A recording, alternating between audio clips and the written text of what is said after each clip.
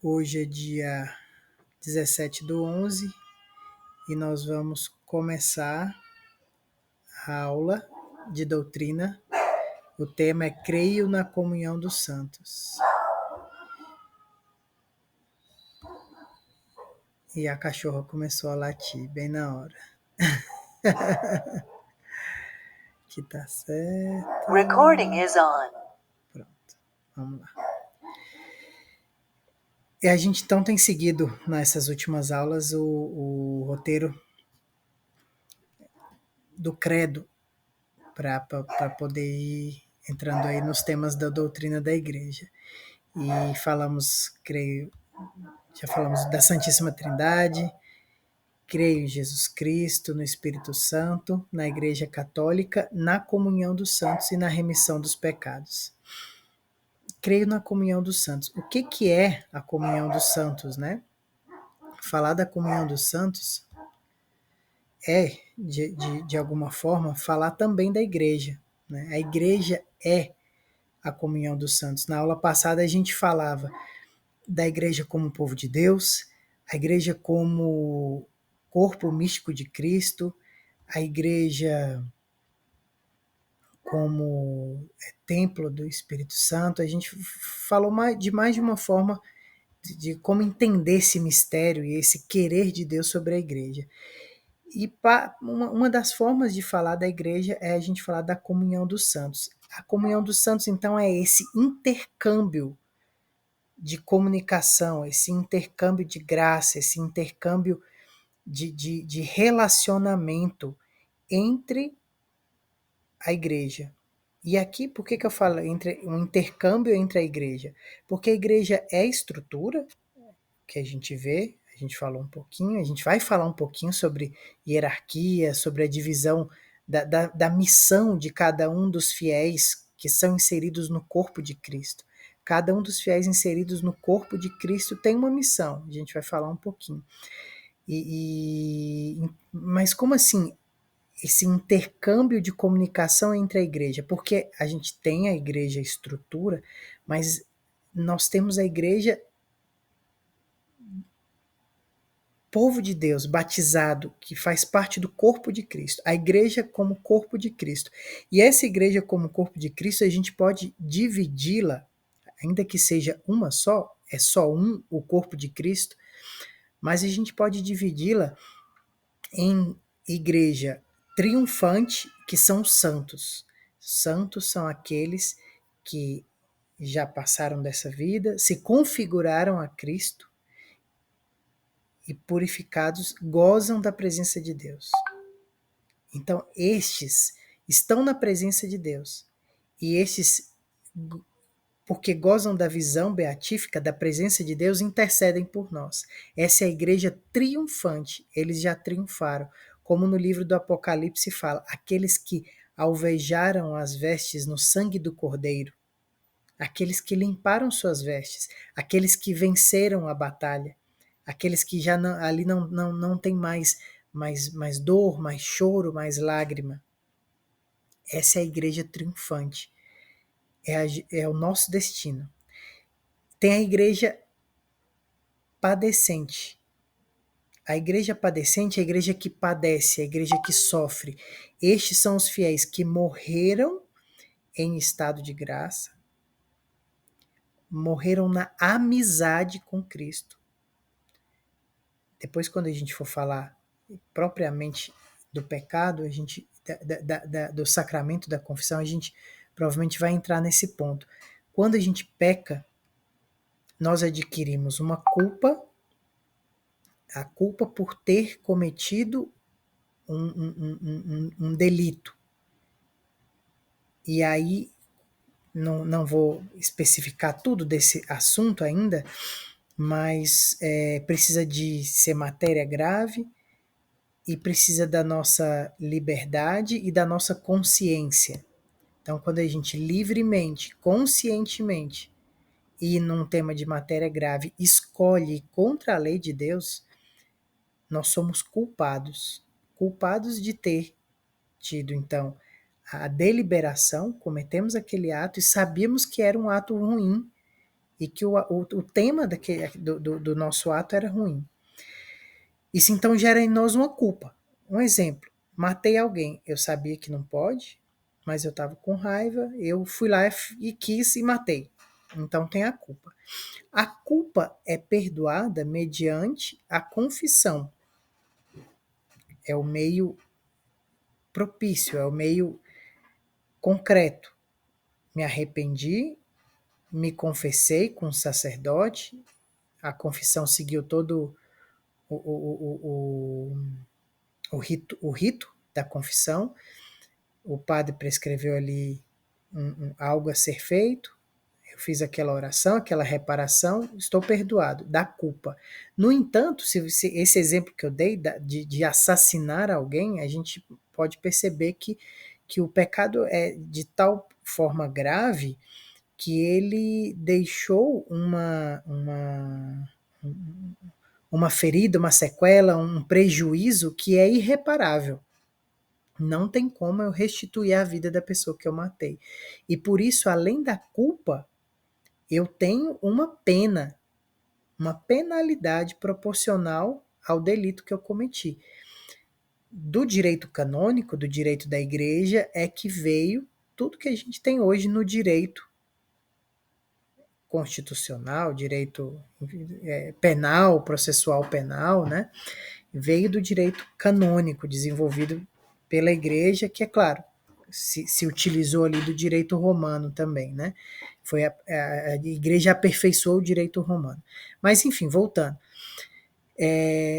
Se nós morremos arrependidos, ou seja, então, tendo confessado, ou com a contrição perfeita, que também não vou entrar aqui agora, propriamente dito, só digo que existe, é um arrependimento perfeito.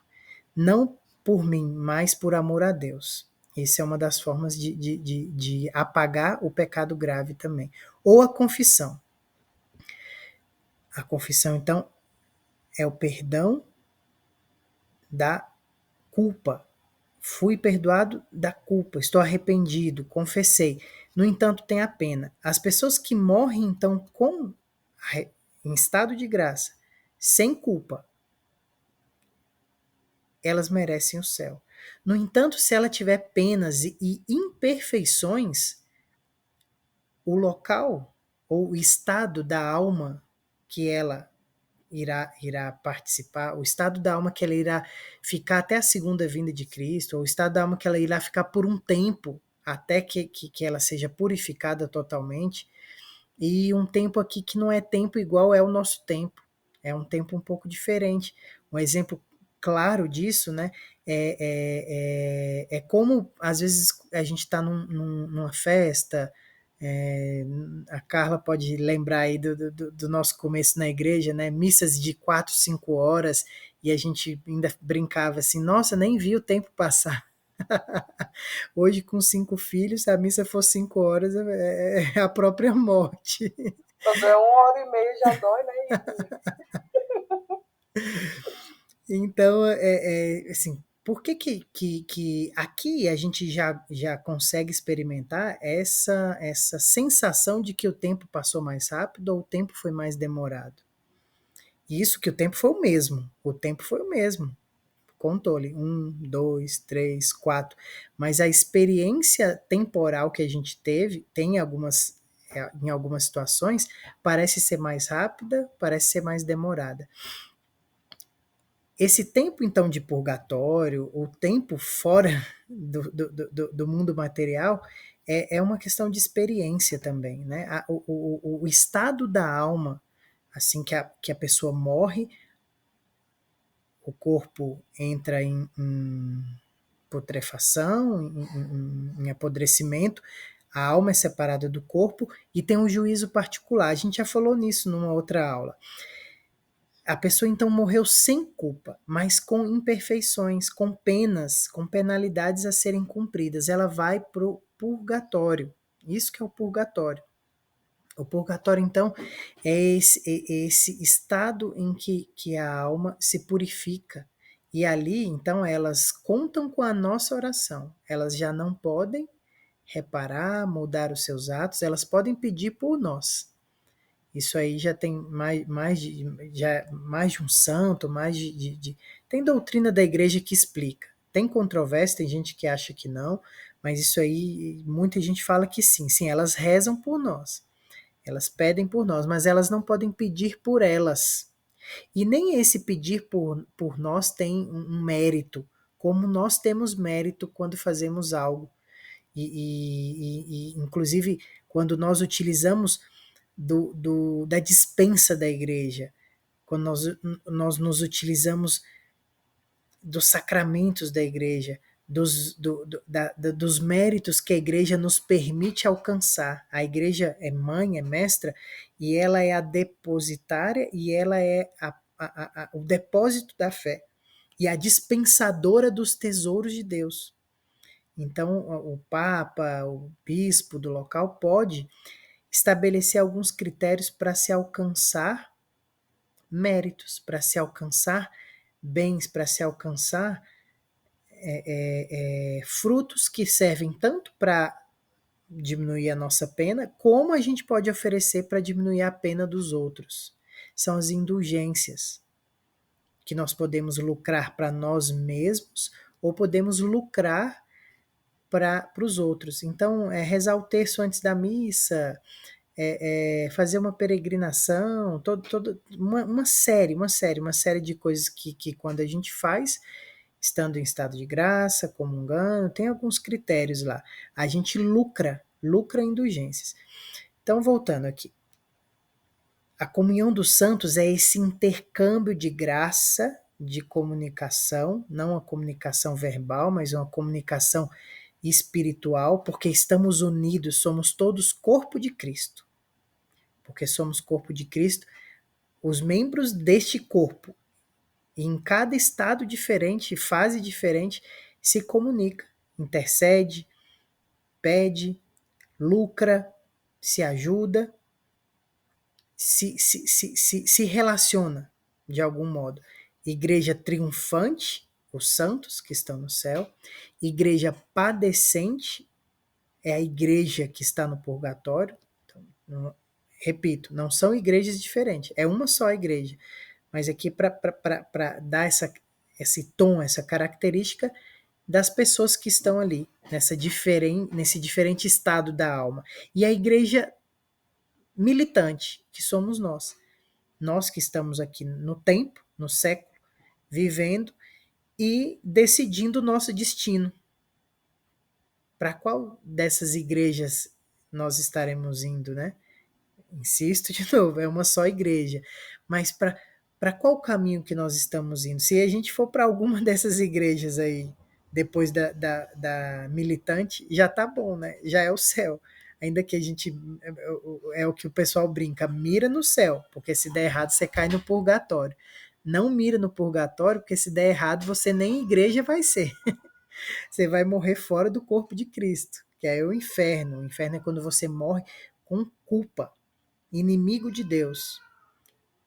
Liberdade, vontade e matéria grave, e você escolhe livremente, conscientemente, escolhe não querer as coisas de Deus ou ir contra a lei de Deus. Isso é o inferno. Isso é uma das formas de explicar o inferno.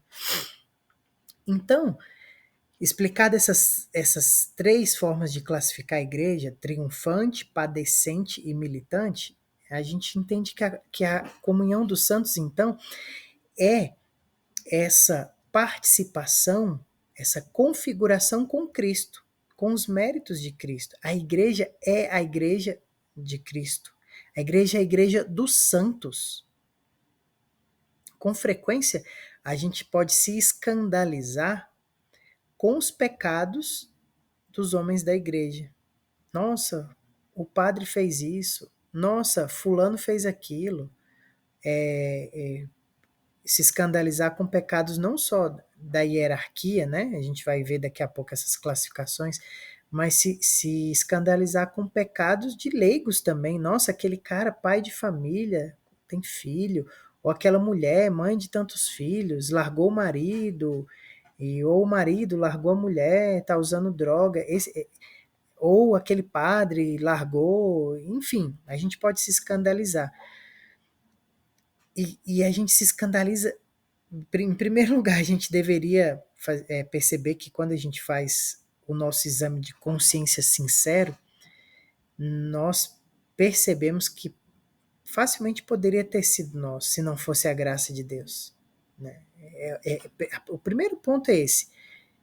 Nós que somos igreja militante, o próprio nome já fala isso, nós que estamos militando, né, lutando aqui para alcançar o céu, nós facilmente percebemos com o exame de consciência que poderíamos ser nós a cometer as piores das atrocidades. Poderia ser eu, essa unha encravada que adoece a igreja, esse câncer que adoece a igreja. Poderia ser eu. E que se não é a graça de Deus, se não é o meu esforço de oração, de penitência, de arrependimento, que até esse esforço é movido pela graça de Deus, seria eu que estaria, né? Pode ser eu que seja essa pedra de tropeço, esse escândalo.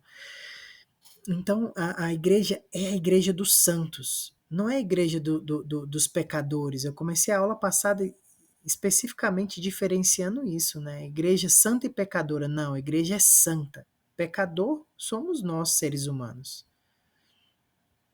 Então, a igreja é a igreja dos santos. Os santos são a plenitude da vida da igreja. A plenitude da configuração com Cristo. Então, quer saber o que é igreja? É olhar para a vida dos santos. Quer saber o que é a doutrina da igreja? É olhar o que os santos ensinaram. Né? Muito mais do que documentos, né? Até porque os documentos da igreja são confeccionados mediante, a grandíssima maioria deles, a experiência dos santos, ao que os santos escreveram e a palavra de Deus, obviamente. Então a igreja é a igreja dos santos. Os méritos de Cristo e de todos os santos nos precedem e ajudam para que nós, igreja militante, cumpramos a nossa missão. Então, isso é a comunhão dos santos. Esse é o intercâmbio. A igreja triunfante, que já passou por essa provação e está no céu, intercede por nós para que nós cumpramos a nossa missão. E nós intercedemos pela igreja que padece no purgatório. E nós, com a nossa oração, com os nossos sacrifícios, nossos jejuns, ajudados pelos santos, ajudados pela graça de Deus, intercedemos pelos nossos irmãos. Né? Não só por uma espécie de troca, né? Ah, eu vou rezar pelo pessoal do purgatório agora, porque daqui a pouco sou eu que posso estar lá.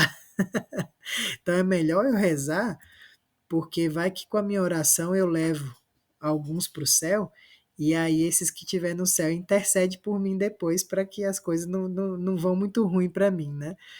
É óbvio que a gente faz por tem que fazer por amor, e é óbvio que a gente pode acabar lucrando com isso também. Não é que é em vão, não, né? Você imagina, você tirar alguém do purgatório.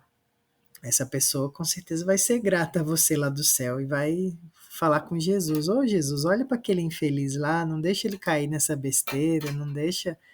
Né? Enfim, com certeza, isso é a comunhão dos santos. Eu falo aqui brincando, dando esse exemplo, mas isso é a comunhão dos santos. Né? Eu falei aqui do céu, de nós que estamos aqui nessa vida e do purgatório. Esse é o intercâmbio de vida, de igreja, de graça, de intercessão, de súplica, de pedido. Então tá.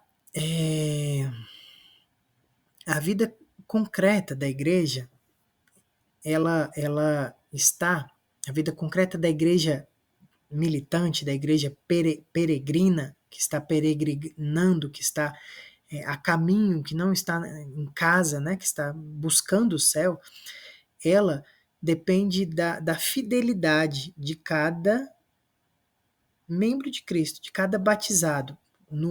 E a gente vai ver isso bem quando for falar dos sacramentos. Quando nós somos batizados, nós somos inseridos nesta comunhão dos santos, porque nós somos inseridos no corpo de Cristo. O batismo nos insere. Então, os meios de salvação que nós temos para viver bem a missão como corpo de Cristo, como filho da igreja, como filho de Deus, os meios são os meios que a própria igreja nos dá, são os sacramentos, é a vida de oração, né? E vivê-los bem tornará cada vez mais o corpo de Cristo saudável. É curioso falar disso, né? Porque a gente escuta, por exemplo, São Paulo falando: completo na minha carne o que falta para a paixão de Cristo. Mas como assim? Falta alguma coisa para a paixão de Cristo, né?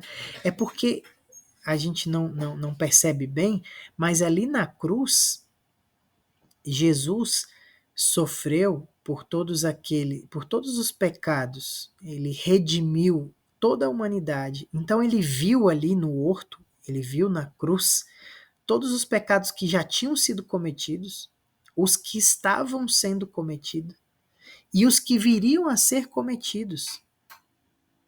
Então também, quando Jesus é consolado ali no horto pelos anjos, ali Jesus viu todos aqueles fiéis de boa vontade que se uniriam a ele em intercessão, que seriam fiéis a Deus, os que já tinham sido, os que estavam sendo e os que seriam. Então a gente pode dizer assim que ali Jesus ganha força no horto, ganha consolo dos sacrifícios que São Paulo viria a fazer anos depois. Entendem? Então é nesse sentido que, justamente porque Deus está fora do tempo, ele entrou no tempo, se fez carne, mas ele, fora do tempo, ele vê tudo. E aqui eu não quero entrar nisso da liberdade, ele já viu tudo, então a gente não tem liberdade, isso aqui teria que ser uma aula só para isso. Mas ele, porque ele vê tudo, ele já viu tudo, ele sabe que São Paulo uniria seu sacrifício ao que falta do sacrifício de Cristo. E não porque falte algo, mas porque é a parte de São Paulo como corpo de Cristo. O corpo de Cristo sofre como a cabeça sofre, como Cristo inteiro sofre. Então nós precisamos unir o nosso sacrifício ao sacrifício de Cristo. Nós, como igreja militante, igreja peregrina, nós, como corpo de Cristo que está aqui hoje, neste tempo, com as missões desse tempo, auxiliados pelos santos, auxiliados pelos sacramentos, temos que cumprir nossa missão de nos purificar e ajudar os que padecem no purgatório e ajudar na conversão de outras pessoas. Então, a igreja, ela é estrutura, mas ela é também comunhão. Comunhão dos santos e estrutura. Falei um pouquinho aqui da comunhão e quero falar um pouquinho dessa estrutura que é parte da comunhão. Nós não podemos deixar nunca, e isso é o que a teologia da libertação faz, nós não podemos deixar nunca que essa parte estrutural, social, administrativa venha antes ou sobreponha essa parte espiritual, que é a parte da comunhão. A igreja é comunhão dos santos. E isso é justamente o motor. Ser corpo de Cristo. A igreja é o corpo de Cristo. Ser o corpo de Cristo é o que move a igreja para viver bem as estruturas dela, para viver bem o apelo social que ela tem. Mas porque, em primeiro lugar, ela é o corpo de Cristo. Então vamos ver um pouquinho dessa estrutura. Essa estrutura, ela é formada, é uma diferenciação dos fiéis.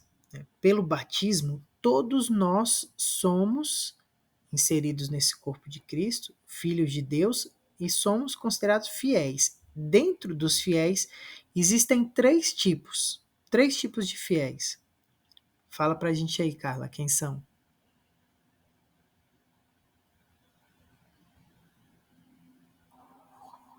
Os três tipos de fiéis É, é leigo, é isso? isso, Leigo, sacerdote e religioso? isso mesmo. Então, nós temos a hierarquia da igreja, que são os ministros ordenados, né? Então, comumente a gente fala os sacerdotes, mas é os ministros ordenados, e são especificamente, existem especificamente 3 graus da ordem: o bispo, o padre e o diácono, né? O episcopo, o presbítero e o diácono. Nessa hora, algumas pessoas podem perguntar se essa aula fosse presencial, né? Mas então o Papa não está aí? Não, o Papa é o bispo de Roma. Os cardeais não estão aí? Não, o cardeal é um tipo de bispo também. Né? E o bispo ele é a plenitude do sacerdócio.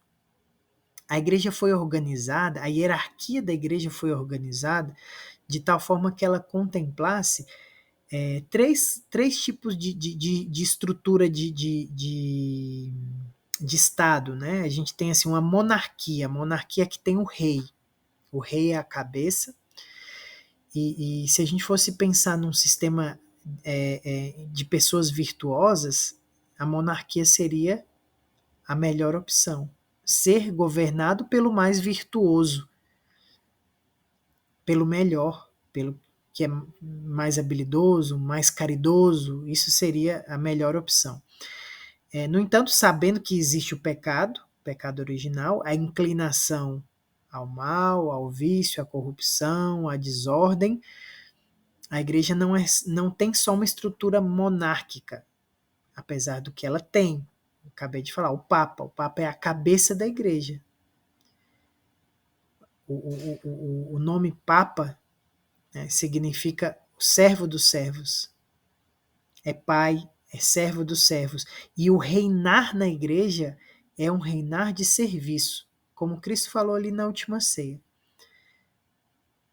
Vós vedes os outros, eu estou parafraseando aqui, vocês veem os outros, eles disputam o poder, né?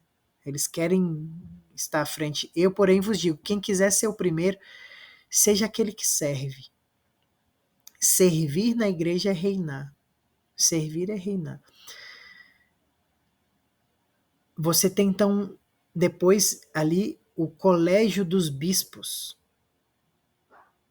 que compõe a hierarquia da igreja, em comunhão com o Papa. O colégio dos bispos seria uma estrutura de oligarquia.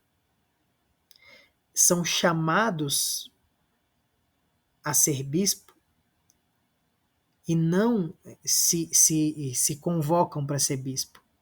O padre é um fiel leigo, inicialmente, que se predispõe, olha, eu quero ser padre. Então essa iniciativa do fiel é uma democracia. Então o fiel fala, eu quero ser padre, vocês me aceitam? A igreja pode aceitar, dá instrução para ele e ordena. Depois, ele não pode falar, olha, eu quero ser bispo, me chama para ser bispo.